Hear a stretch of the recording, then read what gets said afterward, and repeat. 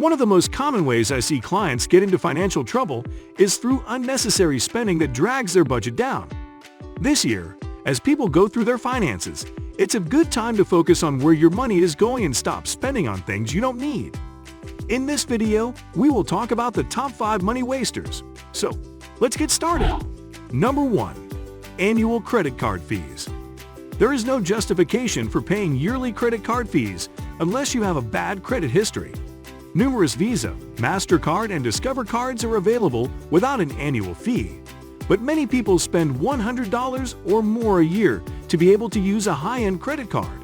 It's simple to get sucked into this never-ending financial storm and become helpless. Number 2. Using the latest technology. It's strange to see people spend outrageous sums on the newest technology every year, even when you know they're struggling financially. You might have the funds to purchase the latest iPhone, but you cannot afford it. People who take good care of their possessions get more enjoyment out of them for longer lengths of time, saving money on repairs or the initial cost of replacement. Number 3. Pointless bank charges. Many people unknowingly spend large amounts of money in fees to their banks. Spend a few minutes finding out what charges your accounts are subject to if you are unsure. The purchase would be best made with a credit card. Review the guidelines that apply to your checking and savings accounts once more.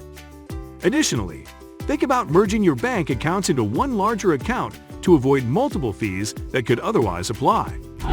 Number 4. Gambling. Gambling can be anything from going to the casino to buying a lottery ticket. Sure, the potential of inserting a dime and receiving $50 in return sounds fantastic. But what will you do if you win even a small amount of money? You enter a casino believing it to be your fortunate day, but before long, you're leaving with less money than when you entered. You can still visit the casino despite this, but you need to confirm 2 things before. First, you have the means to visit the casino. The mere fact that you have money in your account does not imply that you can afford to gamble with it. You should also create a budget. Take $20 to the casino. Once you spend that money, get out of there. Number 5. Donations.